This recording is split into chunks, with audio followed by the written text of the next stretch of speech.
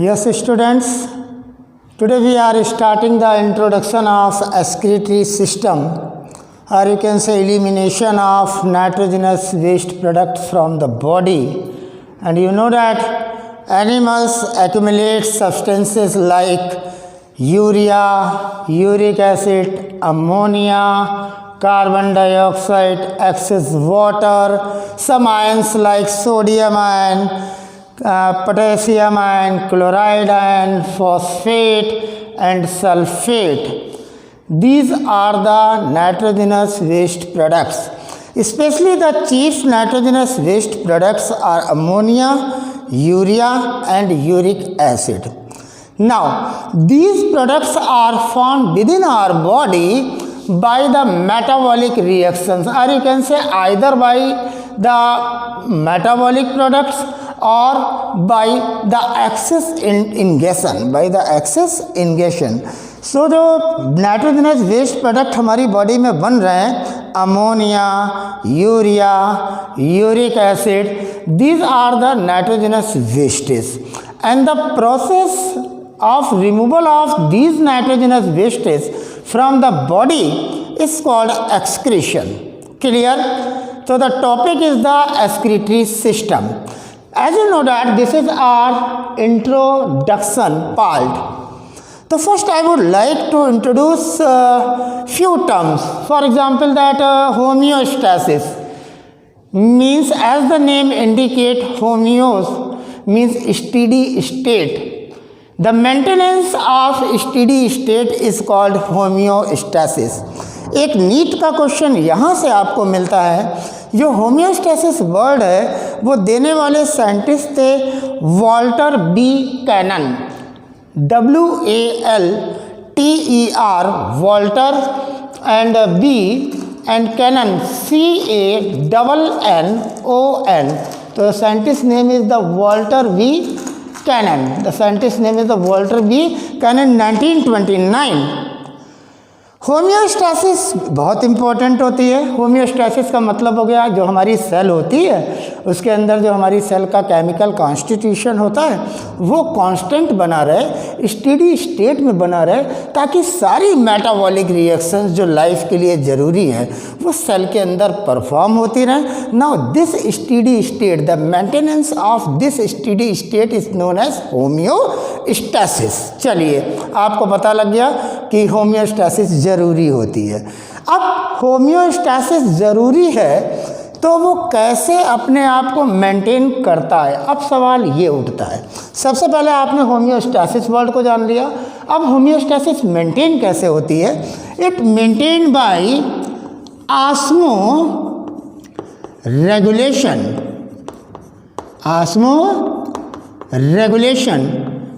In 1902, the scientist is Hober, HOBER.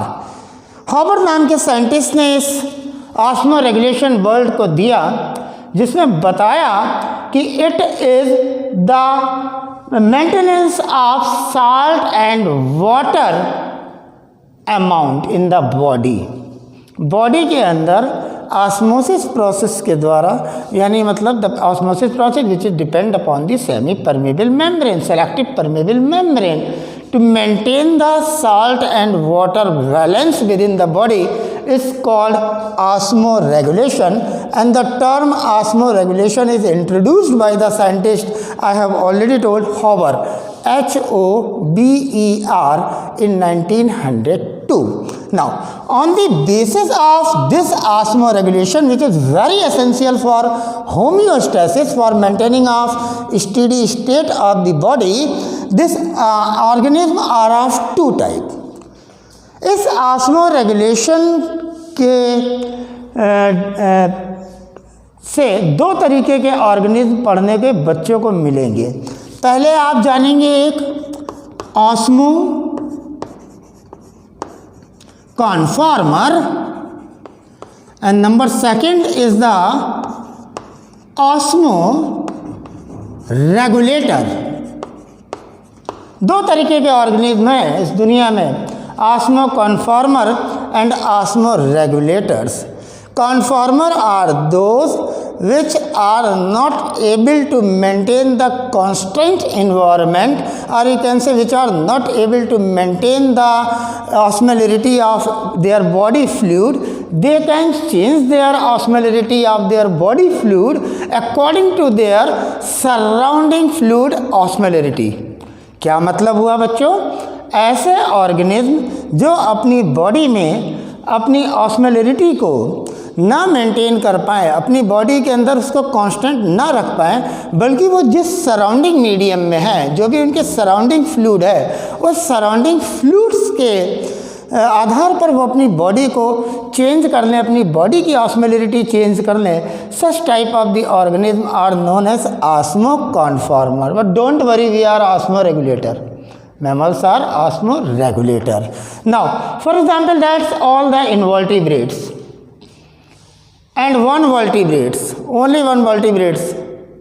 All invertebrates and except the hagfish, which is known as mexine, is the osmoconformer. Okay? Now, what do you mean by osmoregulator? Those regulate कर सके, those organisms which can maintain their body fluid osmolarity constant. They are not able to change according to their surrounding. They are regulating their body osmolarity within the surrounding inhabits. जिसमें वो रह रहे हैं उसमें रहते रहेंगे और उसमें रहते हुए अपनी बॉडी के कांस्टेंट ऑस्मोलरिटी को मेंटेन रखेंगे, वो वेरीज नहीं करेंगे. These organism are known as osmo regulators. These organism are known as osmo regulator. बच्चों एक बात बताएं आपको, आपने देखा था मैंने लेक्चर की शुरुआत में कहा था there are nitrogenous wastage like ammonia, like urea, like uric acid. अब इन एनिमल्स को भी जो अपने नाइट्रोजनस एक्सक्रीशन प्रोसेस में कौन सा नाइट्रोजनस वेस्ट प्रोडक्ट बॉडी से निकाल रहे हैं, चीफली सबसे ज़्यादा कौन सा प्रोडक्ट निकाल रहे हैं. Now the animal is classified in 3 categories. 3 तरीके के ऑर्गेनिज्म हो गए. Number 1, those organism in which the chief nitrogenous waste product is ammonia. Now they are known as ammonotelic animal. ठीक है, ऐसे एनिमल्स जिनमें nitrogenous waste product ammonium ion की form में निकल रहा, like in case of the teleosts, bony fishes, like in case of the aquatic insect, like in case of the aquatic amphibians. The chief nitrogenous waste product is removed in the form of the ammonia, is known as, they are called ammonotelic. Telic word लग गया. Now, same another group is those animals in which the chief nitrogenous waste product is urea, like human beings. They are known as ureotilic animal. ठीक है, जिनमें urea निकलता है उनको यूरियोटिलिक आप बता रहे हो, जिनमें अमोनिया निकलता है उसको आप अमोनोटिलिक बता रहे हो. आप बता रहे हो फिशेस में जो अमोनिया है वो अमोनियम आयंस की फॉर्म में निकल रहा है. आप बता रहे हो जो यूरिया निकाल रहे हैं वो आपके यूरियोटिलिक एनिमल्स हो गए. जैसे कि all the cartilaginous fish are ureotelic, bony fish ammonotelic. Listen to me carefully, this is the neat question. Bony fish is amonotilic, cartilaginous fish is ureotilic, mammals ureotilic. Clear? Means that समझने की बात यहाँ पर ये है कि जो cartilaginous fish है, जो नीट का इम्पॉर्टेंट क्वेश्चन जो मुझे लगता है कि वो कंफ्यूज करने के लिए आपको दे सकता, तो आपको we have to careful that the ammonotelic are the bony fishes are, you can say chondrichthyes and osteichthyes, sorry, and in case of the ureotelic they are the chondrichthyes are, you can say cartilaginous fish. तो cartilaginous fishes are ureotelic. They remove the chief nitrogenous waste product in the form of urea, and bony fish remove the nitrogenous waste product in the form of the ammonia. Clear? Next, those animals in which the uric acid is removed, the chief nitrogenous waste product is uric acid, they are known as uricotelic. इनको uricotelic बच्चों कहते हैं. ऐसे organism जिनमें uric acid chief nitrogenous waste product हो, they are known as uricotelic. For example that birds, for example that insect, for example that reptiles, these all are uricotylic. Why they are uricotylic? Because this uricotylism excretion is the adaptation. For what? For conservation of water, for conserving water. This is the question of the NEET. NEET ने एक साल पूछा question कि in case of the birds, in case of the insect, in case of the terrestrial animals like the mollusc, like the land snail is the helix, and like in case of the reptiles, the chief nitrogenous waste product is uric acid, and they are uricotylic. Now what is the advantage? What is the adaptation? The adaptation is conservation of water, or you can say conserve water. अब यहाँ पर एक सवाल आता है. आपने देखा अमोनोटिलिक में अमोनिया था, यूरियोटिलिक में यूरिया था, यूरिकोटिलिक में यूरिक एसिड था. नीट ने क्वेश्चन पूछा कि among these three which one is more toxic? The answer is ammonia. Which one required more water for removal? Means that 1 gram of ammonia required 0.5 liter of water. So which one required more water for the removal? Answer is ammonia. Which one is more toxic? Answer is ammonia. Now, which one is least toxic? Answer is uric acid. Which among these required very minute amount of water for the removal? Answer is uric acid. शायद इसीलिए उसने एक और question बना दिया था जो मैंने अभी डिस्कस किया कि in case of birds, in case of insect and in case of mollusk like land snail, helix and reptile, the chief nitrogenous waste product is the uric acid, which is the adaptation for what? To conserve body water, to conserve water of the body. तो यहाँ पर हम लोगों को बहुत ध्यान देना है. आपने देखा कि ammonia is a more toxicity of the ammonia is more than urea is less than the ammonia toxicity, and then the least toxic is the urico acid. Which one? Uric acid. Now uric acid is the adaptation for what? Conserve water.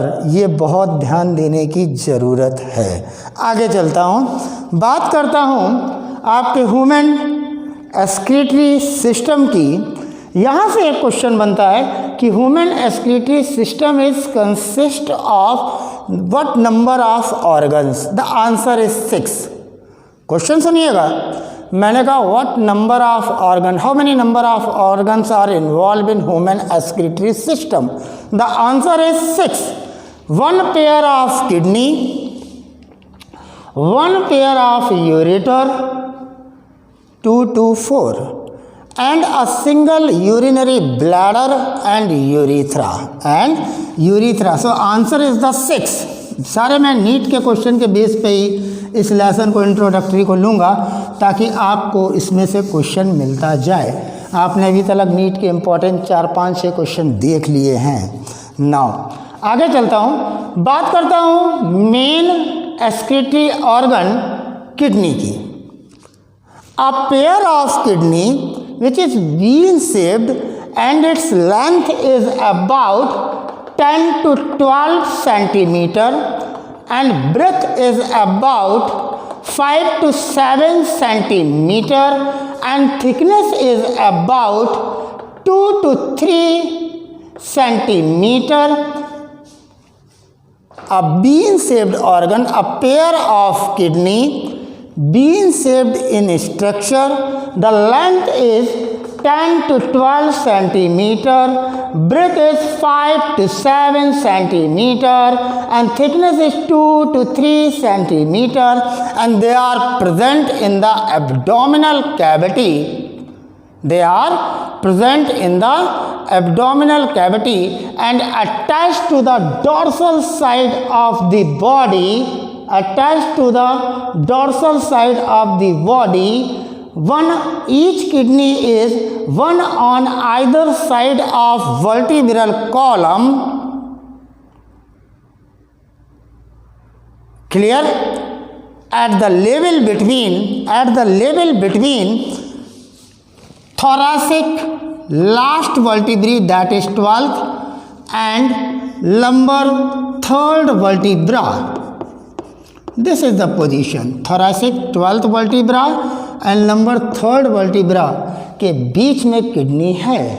Kidney की, this is the NEET question.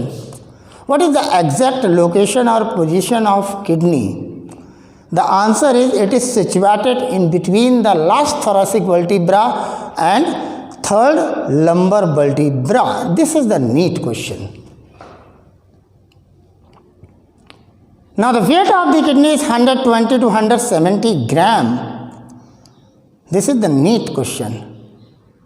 It is present between the 12 vertebra of thoracic region, 12th vertebra and lumbar 3rd vertebra. In between these two vertebrae, it is situated. This is the neat question. Now it is attached to the dorsal surface of the abdomen. This is the neat question. क्योंकि यहाँ पे dorsal से ventral word भी बन सकता है, lateral word भी बन सकता है. We have to careful about this. Now the kidney is covered by peritoneum on ventral side. This is the NEET question. एक साल पूछा गया है नीट में, मेडिकल में पूछा गया है कि जो किडनी है वो आपका रेट्रोपेरिटोनियल कहलाती है. क्यों कहलाती है? क्योंकि उसकी जो वेंट्रल सरफेस होती है वही केवल पेरिटोनियम से कवर है. डॉर्सल साइड में पेरिटोनियम नहीं है, इसलिए इसके लिए रेट्रो वर्ड यूज हुआ है. ये नीट का क्वेश्चन है, तो वेंट्रल साइड आपको ध्यान रखना है. इस लेक्चर का मतलब ये है कि आपको वेंट्रल वर्ड पे ध्यान रखना है. आपको इस बात पे ध्यान रखना है बच्चों कि ये जो किडनी है वो last thoracic vertebra means 12th and 3rd lumbar vertebra के बीच में सिचुएटेड है. आपको ये ध्यान रखना है. एब्डोमिनल कैविटी में डॉर्सल वॉल डॉर्सल सरफेस से अटैच्ड है. आपको ये ध्यान रखना है. पेरिटोनियम की कवरिंग वेंट्रल साइड पर है. आपको ये ध्यान रखना है. इसलिए रेट्रोपेरिटोनियम कहलाती है. इस बात को ध्यान रखना है. चलिए आगे चलते हैं. Now in case of kidney, each kidney is covered bye outer capsule is known as renal capsule, and this renal capsule is made up of tough connective tissue. Actually the outermost covering of the kidney is the renal capsule, and this is the tough fibrous connective tissue. Now the kidney is divided into two parts. अब पढ़ने के लिए kidney के लिए बच्चों के लिए क्या जरूरी हो गया? बच्चे समझे किडनी के दो पार्ट करके हम पढ़ते हैं. कैसे? The outer part is known as renal cortex which is dotted like in appearance and it is about 1 centimeter thick. It is about 1 centimeter thick and it is the dotted structure. कैसा structure है? Dotted structure है cortex. And the light region, जो lighter दिख रहा है, is known as medulla. बच्चों के दिमाग में एक चीज़ आई कि जो किडनी है वो कॉर्टेक्स और medulla, inner is the medulla, outer is the cortex. Cortex is in dotted in appearance and medulla is lighter in appearance. लेकिन यहाँ पर तुम्हें क्या ध्यान रखना है इस इंट्रोडक्टरी लेसन में? अभी तो मैं इसको लेक्चर को कंटिन्यू नेक्स्ट फेज में करूँगा अब, लेकिन इस इंट्रोडक्टरी में तुम्हें क्या पढ़ना है? बच्चों जो कॉर्टेक्स रीजन होता है और जो मेडुला रीजन होता है, यहाँ पर नीट ने एक क्वेश्चन बहुत खूबसूरती के साथ रखा है। उसने क्या कहा, you already know the structural and functional unit of kidney is a nephron and in each kidney the number of nephron in each kidney is 1 million, or you can say 1.2 million nephron. It is the structural and functional unit of kidney, means that urine formation is take place in this uriniferous structure which consists of Bowman capsule. Then rest part is tubule part, and this tubule part shows first convolution at the anterior part is known as PCT, or you can say proximal convoluted tubule. Then this run, and this is known as descending limbs. Then it turn like U in hairpin head like structure is called loop of Henle. Then the urine ascend. Now this is known as ascending limbs. Then again convolution is present. This is known as DCT, or distal convoluted tubules, and these distal convoluted tubules are merged, or you can say open into the collecting duct. देखिए, जो kidney बनी हुई है, उस kidney के अंदर जो structural unit है बच्चों, वो नेफ्रॉन है, जो एक किडनी में 1.2 मिलियन या 1 मिलियन एनसीईआरटी ने लिख रखा, 1 मिलियन पर ही जाइए, 1 मिलियन किडनी में इनके नंबर्स हैं। और इसके दो स्ट्रक्चर्स हैं, cup shaped structure is called Bowman capsule, there is next part is the tubular part. तो बच्चों ने कहा नेफ्रॉन फिर दो चीज़ों का बना हुआ है, एक कैप्सूल लाइक स्ट्रक्चर, नीचे ट्यूब्यूल या सिंपल। देन ट्यूब्यूल में पहला कॉन्वोल्यूशन दिखा, पीसीटी प्रॉक्सिमल वर्ड यूज़ कर दिया आगे के लिए, और लास्ट के लिए दूर वाले के लिए distal. These are the general terms and they are in convoluted, ऐसे घूमे हुए हैं। Now this is PCT, convoluted tubule part. This is run is called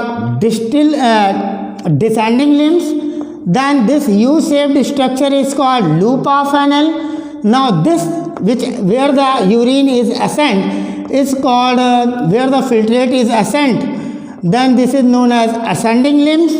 Then again second convolution of nephron is called DCT, and this DCT open into the collecting duct. क्यों मैंने इतना बताया, ये Bowman capsule क्यों मैंने बताया? मैंने इसलिए तुमको भी ये 2 बार बताया क्योंकि जब मैं तुम्हें ये बता रहा हूँ कि kidney is consist of outer cortex and inner medulla, तो यहाँ पर भी नीट ने क्वेश्चन पूछा है। कैसे? In case of cortex region, kidney का जो कॉर्टेक्स रीजन होता है उसमें नेफ्रॉन का कौन सा पार्ट आता है? This is the NEET question. Means that with in the cortex region there is Bowman capsule. लीजिए मैंने यहाँ पे एक बोमैन कैप्सूल बनाया, देन पीसीटी बना दिया। अब descending limbs, loop of Henle और असेंडिंग लिम्स, और ये सब चीज़ें मेडुला पार्ट में चली गई। Then DCT again emerge out in cortex region, and then again is the collecting tubules in the medulla.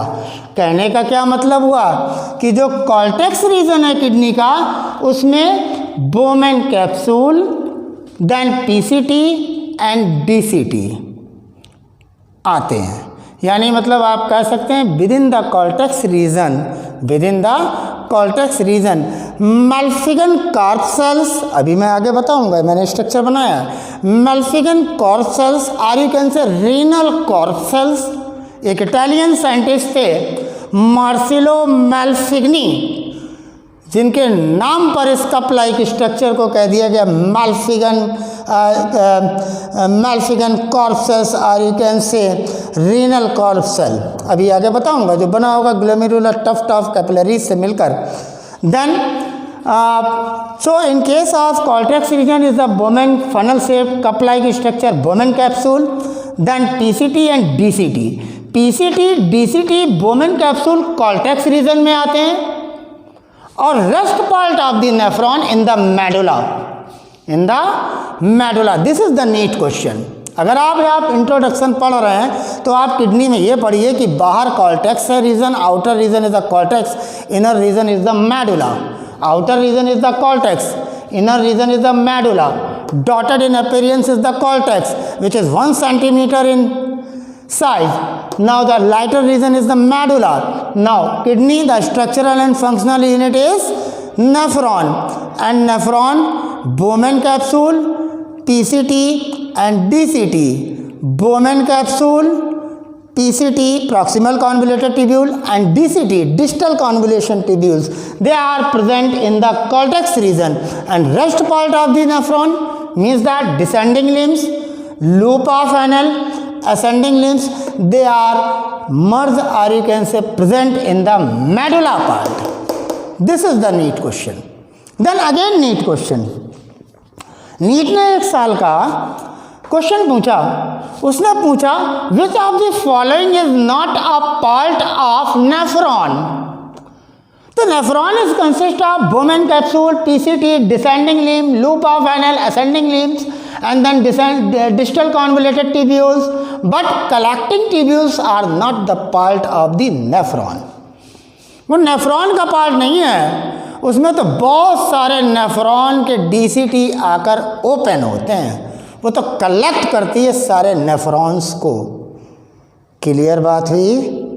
इस चीज़ को समझा आपने? ये भी नीट का एक क्वेश्चन है। मैं आज डिस्कस केवल नीट के ही क्वेश्चन का करूँगा। मैंने बताया कि एक क्वेश्चन पूछ लिया कि विच amongst the following is not a part of nephron. The answer is collecting duct. Which part of the nephron present in the cortex? Bowman capsule, PCT and DCT is the present in the cortex region. Then rest part in the medulla. Rest part is the medulla. Now listen here. Again, this is the diagram of kidney in which the outer capsule is known as renal capsule. It is made up of fibrous connective tissue. Clear? आगे चलते हैं, फिर अंदर बढ़ते हैं। This is the cortex region.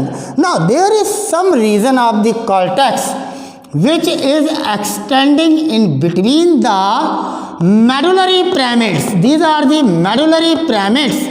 These are the medullary pyramids which are 8 to 12 in number, but 1 in case of rabbit. This is the question. In case of human beings, the number of medullary pyramids is 8 to 12, but in case of the rabbit, the number is 1. This is the question. Then आगे चलते हैं, चलिए देखते हैं। Now, there are some part of the cortex of kidney is emerge or you can say merge in between the medullary pyramids, in between the, देखिए मैंने इसको pink से कर रखा, in between the medullary pyramid, these are the parts, in between the medullary pyramids, and they are known as renal column या column of Bertini. Clear हुआ? तो column of Bertini किसका पार्ट है? This is the NEET question. Answer is the cortex. Column of Bertini किसके बीच में है? In between the medullary pyramid. Column of Bertini, column renal का कॉलम जो बने हुए बर्तनी के, वो किसका पार्ट है? क्या है वो? This is the cortex part of the kidney. बताने का मतलब ये था, यहाँ से क्वेश्चन था नीट का। आप समझ रहे हैं कि इंट्रोडक्शन में आपको कहाँ कहाँ पे कैसे किडनी पढ़नी है। जर्नल नहीं पढ़ते चले जाना है, ये देखना है कि कैसे पूछा गया। आपने देखा कि कॉलम ऑफ बर्तनी आरिकन से renal column is it is extended cortex region in between the medullary pyramid which are 8 to 12 in number in case of human beings is the part of the cortex. Then cortex में nephron के कौन कौन से part आते हैं? Again Bowman capsule, PCT and DCT. Bowman capsule, PCT, then here is DCT. Nephron का कौन सा पार्ट नहीं है? The answer is collecting tubules. Collecting tubules is not a part of the nephron. Collecting tubules जो है वो nephron का part नहीं है। इस चीज़ पर आपको ध्यान रखना है। नाउ मेडुला पार्ट में क्या क्या आता है नेफ्रॉन का part? Number 1 is the descending limbs. Now head of hairpin like structure, loop of Henle, then ascending limbs. These are the part in case of medulla. In case of medulla, clear हुआ? And cortex region के part बच्चों कौन कौन से थे? Bowman capsule, PCT and DCT. Proximal convolution, आगे वाला convolution, then descending limbs, loop of Henle you said, ascending limbs, then again it is formed the convolution is known as distal convolution, and this distal and proximal convolution and Bowman capsule is the part of the cortex region of the kidney. Clear? Now आगे move करते हैं बच्चों, जरा ध्यान देना यहाँ पर। Now this the lower part or you can say the part which is conical, मैंने conical part बनाया ये, the part which is conical, these are the conical, these are known as calyx, these are known as calyx, renal calyx या calyces, these are known as renal calyx. The conical part of the medulla is called calyx, which merge into the pyramids, जो किस तरीके which emerge like a pyramid. Now the conical part of the medulla towards the sinus region, towards the sinus region is called calyx. Clear?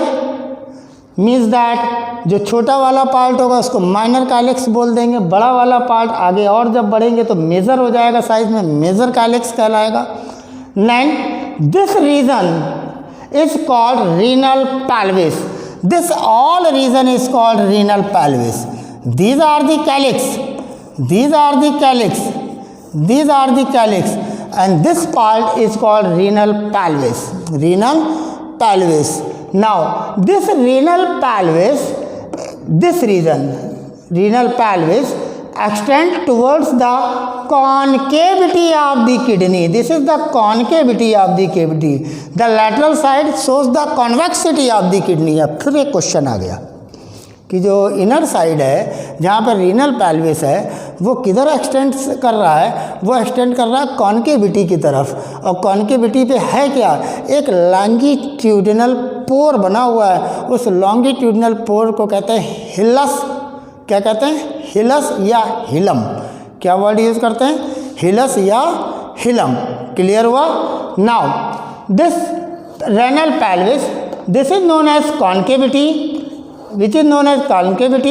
Here is the hilus, and within the hilus में renal artery and nerves, they are entered.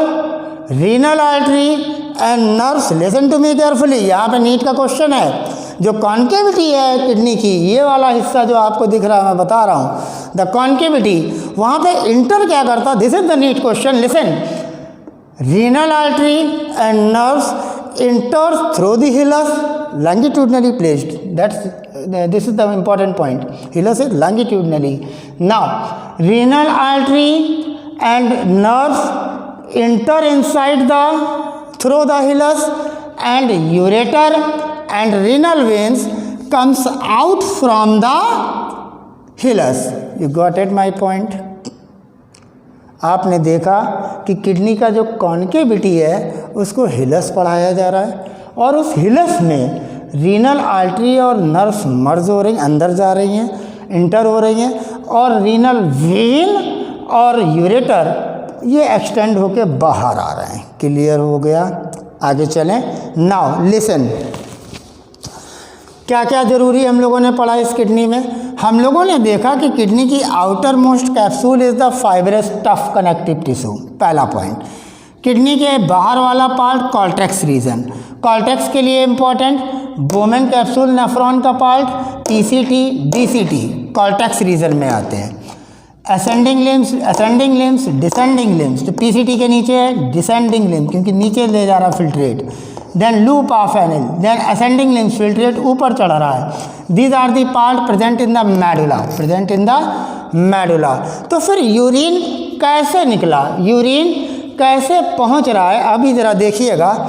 Now this ureter is comes out from the hills, now it open into the urinary bladder, ले आइए यहीं से देखिए ज़रा, urinary bladder में आया and is open in the urinary bladder, यहाँ से भी आएगा, अब पेयर ऑफ है, आया and it open into the urinary bladder by oblique opening. Now this is the question of the NEET.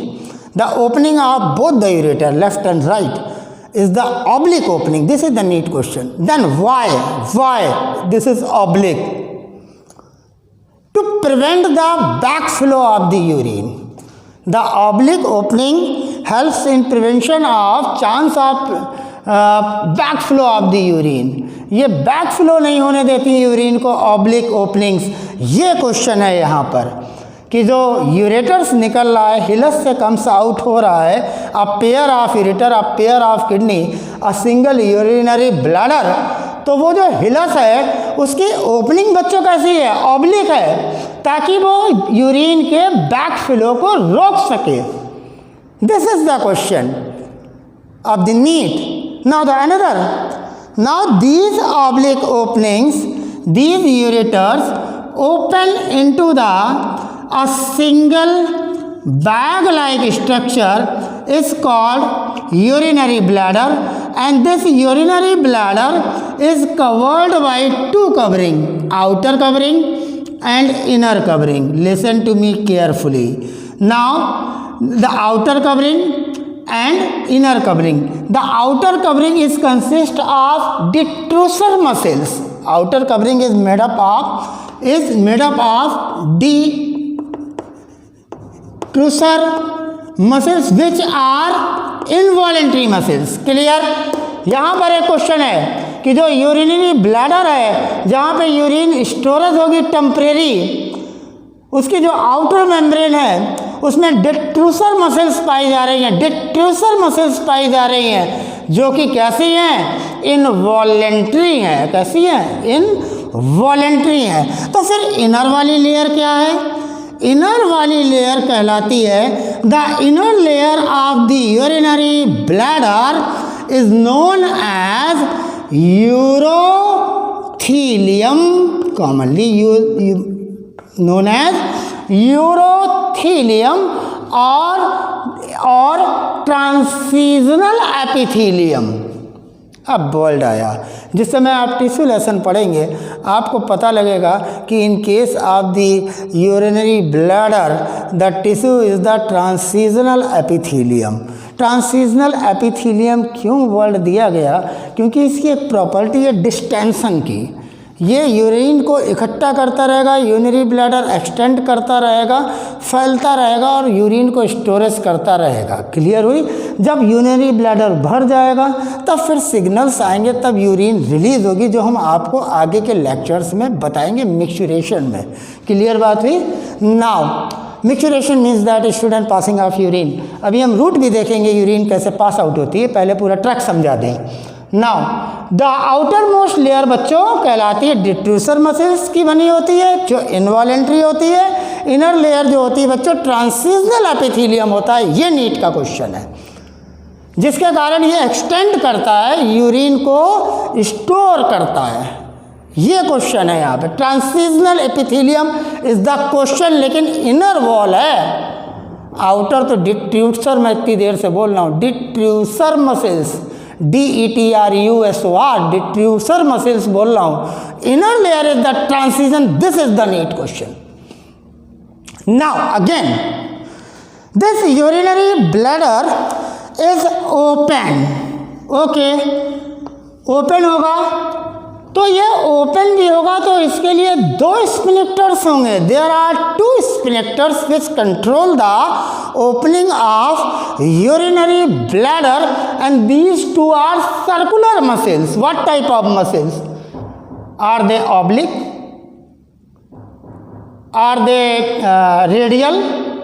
Are they dilatory? They are circular muscles. जो बोल रहा हूँ उसको इंट्रोडक्टरी पार्ट में ध्यान रखिए कि जो यूरिनरी ब्लैडर है वो सर्कुलर मसल्स का स्पिनिक्टर्स के बने हुए, जो स्पिनिक्टर्स हैं वो सर्कुलर मसल्स के बने हुए हैं और दो स्पिनिक्टर हैं. तो यहाँ पर भी तुम्हें पढ़ाना जरूरी हो गया. एक आउटर यानी एक्सटर्नल स्पिनिक्टर और एक इंटरनल स्पिनिक्टर. जो यूरिनरी ब्लैडर है उसमें भी दो स्पिनिक्टर हैं जो सर्कुलर मसल्स के बने. यहाँ पे नीट का क्वेश्चन है, जहाँ पे नीट का क्वेश्चन वहाँ पे समय दीजिए, समझिए चीज़ों को कि जो आउटर वाली लेयर है बच्चों, वो आउटर जो स्पिनिक्टर सर्कुलर मसल्स का स्पिनिक्टर है वो आपका वॉलेंट्री है. वो कैसा है? ये नीट का क्वेश्चन है. और जो इनर वाला है वो इनवॉलेंट्री है. ये नीट का क्वेश्चन है. The inner circular sphincter of urinary bladder is involuntary and the external or you can say outer circular muscles sphincter of urinary bladder is voluntary. This is the question here of NEET. NEET यहाँ से पूछ रहा है urinary bladder से. NEET पूछ रहा है कि जो इनर लेयर है वो किस एपिथेलियम की बनी हुई है. That is ट्रांसीजनल epithelium. उसको क्या कहा गया ये पूछ रहा है. यूरिन से ये यूरोथीलियम, क्या वर्ड यूज कर दिया? यूरोथीलियम. किसके लिए? उस ट्रांसीजनल एपिथेलियम की लेयर के लिए बच्चों, जो यूरिनरी ब्लैडर को इंटरनली कवर करी है. बाहर से तो externally it is lined by the detrusor muscle which are involuntary. Clear? Now this opening is continue and open into the urethra. किसमें ओपन होती है? यूरेथ्रा में ओपन होती है. United in case of the man there is 3 part of the urethra. You have already study in the reproductive part that prostatic urethra, membranes urethra and penile urethra. And in case of the female it open into the vulva. It open into the vulva. Clear बात हुई? वोल्वा में open हो जा रहा है. Now आगे चलते हैं, वो फर्दर बात करेंगे बाद में आगे. आपने देखा कि अब आपको रूट पता लग गया कि नेफ्रॉन में यूरिन बनी, नेफ्रॉन से यूरिन आई कलेक्टिंग ट्यूब्यूल्स में सीटी, और कलेक्टिंग ट्यूब्यूल्स पार्ट नहीं है नेफ्रॉन का. ये नीट का क्वेश्चन है. नेफ्रॉन का बोमेन कैप्सूल पीसीटी और डीसीटी कॉर्टेक्स रीजन में, ये नीट का क्वेश्चन है. Descending limbs, loop of एनिल, ascending limbs, ये मेडुला पार्ट में, ये नीट का क्वेश्चन है. जो कॉन्केविटी है वहाँ पे हिलस है, ये नीट का क्वेश्चन है. कॉन्केविटी में रीनल आर्टरीज और नर्व्स इंटर हो रही हैं और रीनल वेन और यूरेटर बाहर आ रहा है, ये नीट का क्वेश्चन है. यूरेटर में ऑब्लिक ओपनिंग होती है to prevent the back flow of urine, ये नीट का क्वेश्चन है. यूरिनरी ब्लैडर में इनर लेयर, जो इंटरनल लेयर होती है वो ट्रांसीजन एपिथेलियम की बनी होती है, जिसके कारण डिस्टेंशन होता है, वो एक्सपेंड भी हो जाता है, स्टोर भी कर लेता है यूरिन को. ये नीट का क्वेश्चन है, ट्रांसीजन एपिथेलियम. इसी को यूरोथीलियम कहते हैं, ये नीट का क्वेश्चन है. यूरिनरी ब्लैडर में 2 तरीके के सर्कुलर स्पिनिक्टर होते हैं. आउटर वाला जो होता है वो एक्सटर्नल यानी मतलब वॉलेंट्री होता है. इनर वाला जो होता है वो इनवॉलेंट्री होता है स्पिनिक्टर. ये नीट का क्वेश्चन है.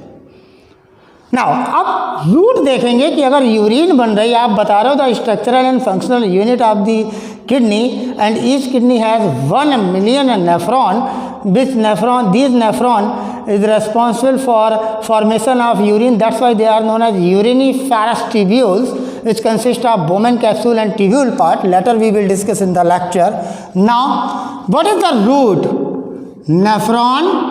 Now urine formed within the nephron, completed in several steps that we will discuss. Then collecting tubules, then I collecting tubules में. Next डक्ट ऑफ बेलिनी में आई, डक्ट ऑफ बैलेनी में आ गई, डक्ट ऑफ बैलेनी से papilla में आ गई, these are the papilla, these are the papillae, papilla से रीनल कैलिक्स में आ गई, रीनल कैलिक्स से पेपिला, पेपिला से रीनल कैलिक्स, रीनल कैलिक्स से यूरिन पहुंची रीनल पेल्विस में जो साइनस की तरफ है, रीनल पेल्विस में, रीनल पेल्विस से यूरिन यूरेटर में, यूरेटर से ऑब्लिक ओपनिंग से ओपन होकर पहुंची यूरिनरी ब्लैडर में, और यूरिनरी ब्लैडर में ट्रांसिजन एपिथेलियम था, मैं फिर बार बार बता रहा हूँ, ट्रांसिजनल एपिथेलियम इनर लेयर, और यूरिनरी ब्लैडर से यूरीथ्रा में बच्चों। This is the path which is followed by the urine. Again nephron, collecting tubule, duct of Bellini, renal calyx, renal pelvis, renal pelvis, ureter, आगे चलिए ना, रीनल पेल्विस, यहाँ से आइए ना पूरा, रीनल कैलिक्स, यहाँ पे मैंने भी कैलिक्स बताया था, renal calyx, renal pelvis, ureter, urinary bladder, urethra, and through the urethral meatus pass out. Clear? Now this is the path which is followed by the urine, and urine is formed within the nephron. Nephron में urine बनती है, nephron is the structural and functional unit of kidney. Okay? Now आगे move करते हैं इस structure की तरफ, जरा ध्यान दीजिएगा, थोड़ा सा समय आपका चाहता हूँ, it is very important for you. For example that this is the filtration unit. बच्चों ये पूरी फिल्ट्रेशन यूनिट है. पहला जो स्टेप यूरिन फॉर्मेशन का है, the first step of urine formation that take place is called ultra filtration. Ultra filtration. The first step of urine formation is called ultrafiltration and filtration unit. This is the filtration unit. किसकी बनी हुई है? They are made up of special type of blood capillaries.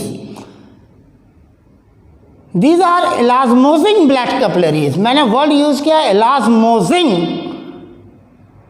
These are elasmosing blood capillaries. They are special type of bed of capillaries which are only present in the kidney. जरा देखने की कोशिश करिए. Now the dirty blood comes by afferent arteriole.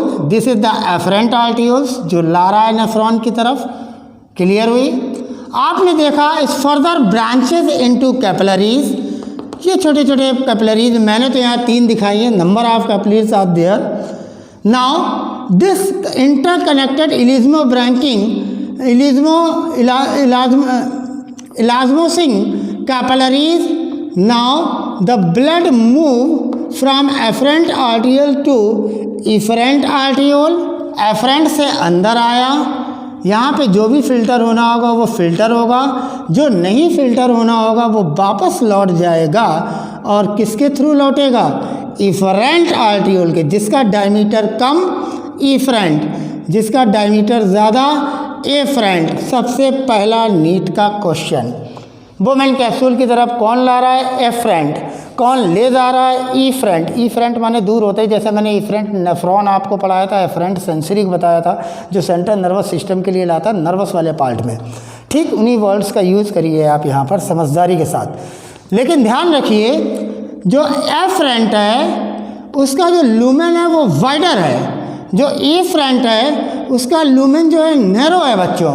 These are special type of arrangement. बाकी सब body में आप देखते हैं आर्ट्रियोल आया, ब्लड कैपिलरीज में बाइफरकेट हुआ, then these blood capillaries venule बनाकर वेन से जुड़ी. But in case of kidney there is a special arrangement. Afferent now branching into the elasmosing blood capillaries and then again rejoin to the efferent arteriole, means arterioles rejoin with the arteriole. This is the speciality of the kidney. विच जो किस में मदद करती है, which help in ultra filtration. बच्चों ध्यान देना यहाँ पर। नाउ इन जो ब्लड कैपिलरीज जो बाइफरकेट हुई हैं एफरेंट से, इनके बीच में there are some special cells which are known as mesangial cells. जो ये बेड या टफ्ट आपको दिख रहा है कैपिलरीज का, ये जो टफ्ट कैपिलरीज का किससे बना है, ब्रांचिंग हो रही, किससे हो रही, एफरेंट इफरेंट की है। और ब्रांचिंग जो हो रही है इन कैपिलरीज की क्या खासियत है, these capillaries are fenestrated. Why they are fenestrated, क्योंकि बच्चों इन कैपिलरीज पर is a special type of cell is form which is known as endothelium. जो एफरेंट से जो ब्रांचिंग हुई है कैपिलरीज की, इन कैपिलरीज पर इस साइड में भी और बच्चों इस साइड में भी स्पेशल एंडोथीलियम सेल्स होंगी। और इन एंडोथीलियम सेल्स में लगभग 1000 फेनिस्ट्रा होंगे, फेनिस्ट्राई होंगे।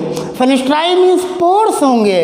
और इन पोर्स का साइज कितना होगा, about 70 to 100 nanometre. 70 to 100 nanometer is the size of these pores, and these pores are known as fenestrated pores, means that they are fenestrated, special type of endoepithelium found in case of the kidney. They are known as fenestrated endothelium cells। जो capillaries की एक line बना रही है, देखिए मैंने blue से बनाई है, खैर जाने दीजिए। इनके बीच में स्पेशल सेल्स हैं बच्चों, जिनको कहते हैं मेसेंजियल सेल। और इन मेसेंजियल सेल का काम क्या है बच्चों, they form the connective tissue, they form the connective tissue. ये कनेक्टिव टिश्यू फॉर्म करती हैं ये मेसेंजियल सेल्स, भरी हुई हैं। These are yellow colour cells are mesangial cell and blood capillaries plus mesangial cell, tuft of blood capillaries plus mesangial cells is known as mesangium. तो आपने देखा एफ्लुएंट आर्ट्रियोल आया डर्टी ब्लड लेकर, वो उसने अपनी फाइन ब्रांचेस ब्लड कैपिलरीज की बनाई, देन रिजाइन विद द आपस में ज्वाइन होकर रिजाइन होकर एफरेंट आर्ट्रियोल में ओपन हुई। एफरेंट आर्ट्रियोल आगे जाके पेरिट्यूबुलर बनाएगा, फिर जाकर वो वेन से जुड़ेगा। डायरेक्ट आर्ट्रियोल जाकर ब्लड कैपिलरीज निकल के वेन्स में नहीं जाएंगे। This is the speciality of the kidney. ये किडनी की स्पेशल पॉइंट है कि इसमें एफरेंट से निकलने वाली ब्लड कैपिलरीज किससे मिलेंगी, जाकर इफरेंट से, वेन से नहीं मिलेंगी। और इन ब्लड कैपिलरीज की क्या बच्चों खासियत है, इनमें एंडोथीलियम है, एंडोथीलियम सेल्स की लेयर है। और एंडोथीलियम जो किडनी की है उसकी क्या खासियत है, दे आर फेनिस्ट्रा, इनके अंदर पोर्स हैं। उस पोर्स का साइज क्या है, 70 to 100 नैनोमीटर। तो एक लेयर तो ये हो गई endothelium. Then there is another layer which is known as glomerular basement. This is I am just using this color of chalk, which is just below the endothelium. There is a basement membrane of glomeruli. जो glomerulus की ये basement membrane है, this is known as basement membrane. Okay. Now this basement membrane के नीचे कौन सी sales हैं, there is a layer of inner visceral epithelium. There is a layer of inner visceral epithelium in which foot-like processes are formed in a healthy kidney, in which foot-like processes are formed. ये देखो touch कर रही है basement membrane को, foot-like processes are formed and these are known as podocyte. Now आ गया NEET का question, basement membrane के नीचे पाई जाने वाली कौन सी सेल्स हैं, पोडोसाइट सेल्स। पोडोसाइट सेल्स में क्या है, फुट प्रोसेसेस। फुट प्रोसेसेस कैसी हैं, फूड प्रोसेसेस कैसी हैं, इंटरडिजिटेड, इंटीग्रेट मैनर से लगी हुई है, इंटरडिजिटेड है, और इंटीग्रेट के कारण इनमें स्लिट्स बने हुए हैं। इनमें क्या बने हुए हैं, slits, and these are known as slit pores, जहाँ से फिल्ट्रेशन होगा, जहाँ से फिल्टर निकलेगा, जहाँ से सब्सटेंसेस जिनको यूरिन बनने के लिए आना होगा वो आएंगे, जो आगे आकर ग्लोमेरुलस फिल्ट्रेट कहलाएगा। वो फिल्ट्रेट छन के किससे आएगा, दीज स्लट्स ओपनिंग से। ये स्लट्स ओपनिंग कौन बनाएंगी, अंदर वाली जो सबसे अंदर की ओर लेयर है बोमेन कैप्सूल की, inner visceral epithelium. Then outer layer, this is parietal epithelium. So in case of Bowman capsule there are two layers. Inner is the inner visceral epithelium, जिसकी खासियत क्या है, फुट लाइक प्रोसेसेस, इसीलिए इनको क्या कह दिया, पोडा माने क्या होता है, फुट होता है ना, टेट्रापोड्स, ध्यान करिए, यूज़ कर लेते हैं वर्ड।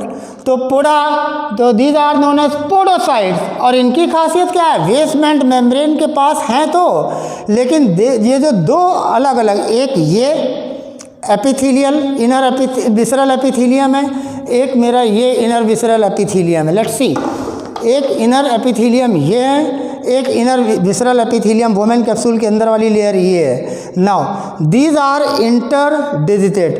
अब इसके ऊपर क्या है, basement membrane. Suppose that basement membrane, मैं समझ लेता हूँ, ये समझ लीजिए आप कि ये epithelial visceral, these are the inner visceral epithelial cell, किसके नीचे हैं, बेसमेंट मेम्ब्रेन के नीचे हैं, ठीक है। दे आर इंटरडिजिटेड, और इनके बीच में क्या है, स्लिट्स, इनके बीच में देखिए ये स्लिट दिख रहा है, अगर मैंने उंगली इसमें लगा दी फिर ऊपर कर दे रहा हूँ ये स्लिट, तो दे आर इंटरडिजिट, तो इनके बीच में जो स्लिट है, these are known as slit pores. और इन स्लिट पोर्स का क्या काम होता है, the size of the slit pores is 20 to 30 nanometre, but the size of the endothelium, जिसके अंदर फेनेस्ट्रा ओपनिंग्स हैं, there are opening channels in fenestra, उनका साइज क्या होता है, 70 to 100 नैनोमीटर। तो there are 3 membranes are included during the filtration. Number 1 is the endothelium of tuft of blood capillaries, and this tuft, जो ये tuft बना blood capillaries का, this tuft is known as glomerulus. क्या कहलाता है, glomerulus. तो efferent आर्टरियोलाइन, फिर से समझते हैं, एफरेंट आर्टरियोलाइन, उन्होंने कैपिलरीज निकाली, आपस में रिजाइन हुई, इफरेंट से ज्वाइन हो गया, ये टफ्ट ऑफ कैपिलरी बन गया। इसके अंदर कौन सी सेल थी, मेसेंजियल सेल्स थी। मेसेंजियल सेल ने क्या कर दिया, कनेक्टिव टिश्यूज़ वगैरह फॉर्म करने शुरू कर दिए। मैंने यहाँ पे इसी तरीके आपको दिखा दिए, कनेक्टिव टिश्यू बनाने प्रारंभ शुरू कर दिए इन्होंने। नाउ जो एंडोथीलियम लाइनिंग थी ब्लड कैपिलरीज की, उसमें फेनेस्ट्राई थे, नंबर कितने थे, 70, इनका साइज कितना था, 70 to 100 नैनोमीटर। उसके नीचे क्या थी, बेसमेंट मेम्ब्रेन थी, ग्लोमेरुलस की बेसमेंट मेम्ब्रेन थी। Then inner layer is known as inner visceral epithelium. तो these are the 3 layers which are involve in, which are known as filtration unit. ये क्या कहलाती हैं, फिल्ट्रेशन यूनिट। तो अब यहाँ पर ये जो कप लाइक स्ट्रक्चर बना है, ये जो कप फॉर्म का स्ट्रक्चर बना है, नाउ ये कप फॉर्म का जो स्ट्रक्चर बना है, this is called Bowman capsule, this is called Bowman capsule. तो अब आपसे अगर कोई ये पूछ ले कि बोमेन कैप्सूल की इनर लेयर क्या है, तो इनर विसरल एपिथेलियम, उसकी खासियत क्या है, foot like process, that's why they are known as podocytes. इनमें क्या पाए जाते हैं, स्लिट पोर्स। क्यों पाए जाते हैं, क्योंकि इंट्रिकेट मैनर्स में इंटरडिजिटेड है आपस में। क्लियर हुआ, मैंने आपको बताया था। उसके बीच में, उसके ऊपर क्या है, बेसमेंट मेम्ब्रेन है, ग्लोमेरुलाई की बेसमेंट मेम्ब्रेन है। बेसमेंट मेम्ब्रेन किसके बीच में है, एंडोथीलियम ऑफ ब्लड कैपिलरी, जो कैसी है, फेनेस्ट्रेटेड है, जिसमें पोर्स हैं, लगभग 1000 पोर्स मैंने अभी बताया था।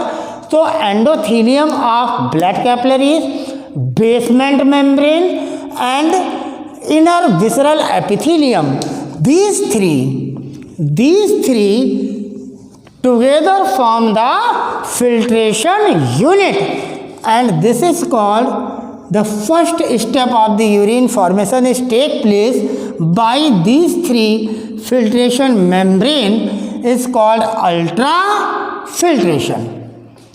आपने देखा फिल्ट्रेशन में ग्लूकोज भी फिल्टर होके आ गया, लेकिन प्लाज्मा प्रोटीन जो है जैसे एल्बुमिन, ग्लोबुलिन, फिब्रिनोजेन, ये फिल्टर आउट नहीं होते हैं। एक सबसे बड़ी बात आपको बता दें, खासियत है इस स्पेशल फिल्ट्रेशन यूनिट की कि all the three filtration units endothelium of blood capillaries, basement membrane as well as inner visceral epithelium, these all three are electronegative in nature.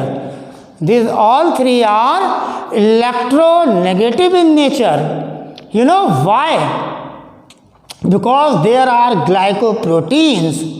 In case of endothelium, there is a siloglycoprotein is responsible for the electronegativity. Clear? तो these all three filtration unit membrane, which one? कौन कौन सी हैं? फिर से देखिए, endothelium of blood capillaries, then basement of glomerulus की basement membrane, and then उसके नीचे क्या है? पोडोसाइट सेल्स, यानी मतलब किसमें पोडोसाइट सेल्स? किसमें प्रोसेस है? इनर, अंदर वाली इनर विसरल एपिथेलियम, और बाहर वाली parietal, these are the parietal epithelium. So the tuft of glomerulus and Bowman capsule both are known as Malpighian corpuscles or renal corpuscles. तो आज आपको ये पता लगा कि नेफ्रॉन का जो इतना वाला आपने ऊपर वाला पार्ट कब से बोमेन कैप्सूल पढ़ा, जो कि सर विलियम बोमेंस के नाम पर रखा गया, बोमेन कैप्सूल नाम, उसकी inner layer inner visceral epithelium है, जिसमें पोडोसाइट सेल्स हैं जो इंटीग्रेट मैनर्स में लगी, जिनमें स्लिट पोर्स हैं, जिनका साइज़ कितना है 20 to 30 नैनोमीटर। देन उसके ऊपर basement membrane, then blood capillaries की एंडोथीलियम जो कि फेनिस्ट्रेटेड है, जिसमें 1000 पोर्स हैं, फेनिस्ट्रेटेड एंड पोर्स का साइज 70 to 100 नैनोमीटर है।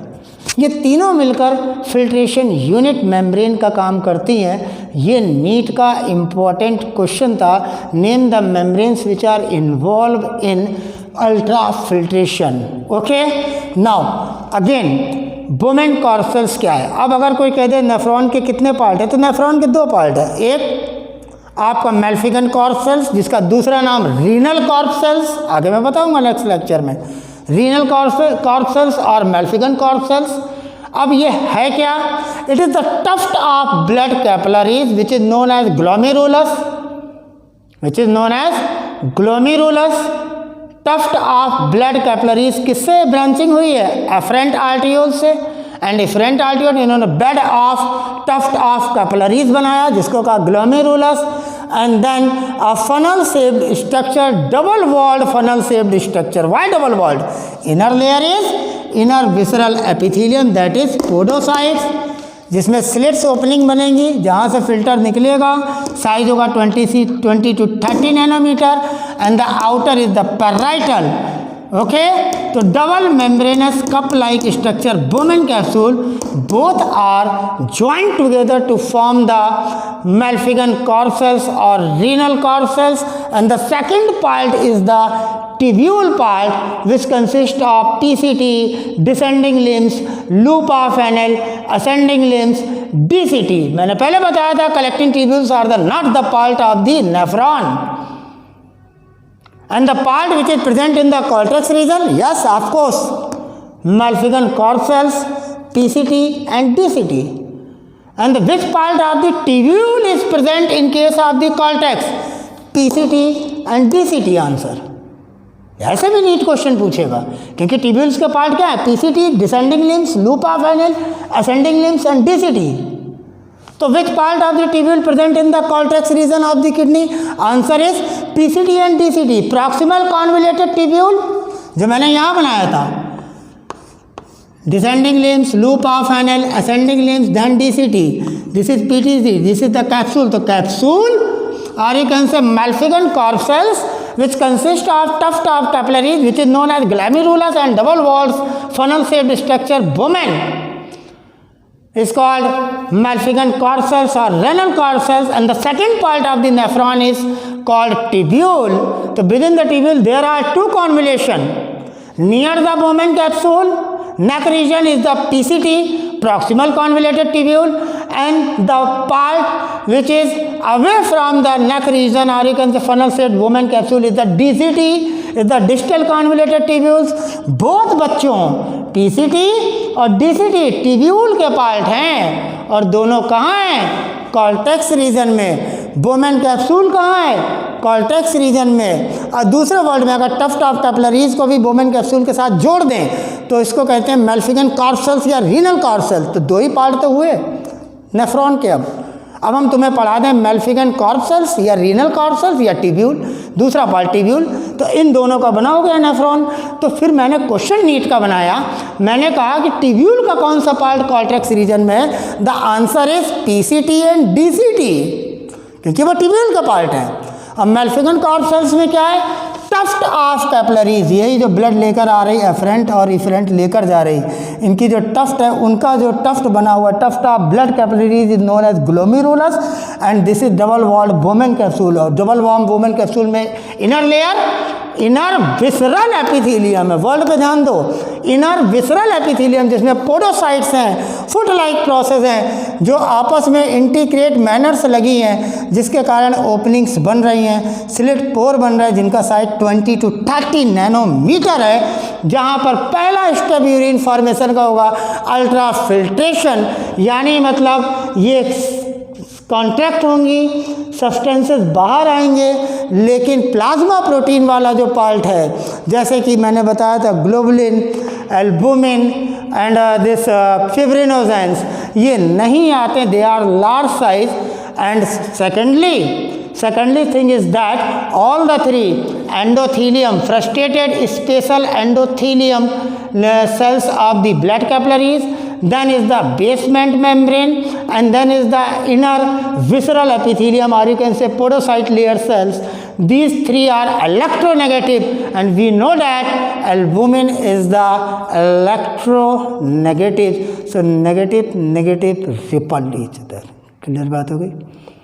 कह सकते हैं ना, जो नेगेटिव वाले जितने भी चीज़ें होंगी वो तो अंदर आ ही नहीं सकती ना, क्योंकि मैंने पहले बता दिया ना कि जो आपके एंडोथीलियम है, बेसमेंट मेम्ब्रेन है, और जो इनर विसरल एपिथीलियम है, जो तीनों मिलकर बना रही हैं फिल्ट्रेशन यूनिट, वो तो हाईली इलेक्ट्रोनेगेटिव है ना, ग्लाइकोप्रोटीन के कारण, स्पेशल ग्लाइकोप्रोटीन के कारण।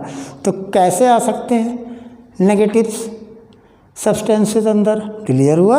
Now this is all about the introduction, and we have already discuss all the things about the general points for the different type of excretory system, different type of the excretory organs, like Rannet cells in case of the Eschyhelminthes, like flame cells, or you can say solenocytes in case of the Platyhelminthes, like coxal gland in case of the scorpion, or you can say arachnids, like green glands or antennary glands in case of the crustaceans like prawn, like the Malpighian tubules in case of the insect, like nephridia in case of the earthworm. Clear? Now kidney in case of the vertebrates. So these are the various excretory organs which are involved in the animal kingdom for the removal of nitrogenous wastes. So this is the introductory lesson, and you have already listened all the parts of the video lecture in which number of neat questions were there, वहाँ पर थे जो मैंने अभी discuss किए थे, उनको ध्यान से देखिएगा। सेकंड लेक्चर में we will continue the nephron, or you can say structure of nephron, but you must be keep in your mind this part for the ultrafiltration. The part, this is the proximal tubule part left, the above part is the ultrafiltration part, where the three membranes are involved: endothelium of the blood capillaries, basement membrane, and inner visceral epithelium, which are specialized podocyte cells in which the slit openings are formed, which is 20 to 30 nanometer. These are three facilitate the ultrafiltration, or you can say they are collectively known as filtration unit membranes, which are involved in the first step of the urine formation. Thank you guys. Have a nice day. Best of luck for your NEET.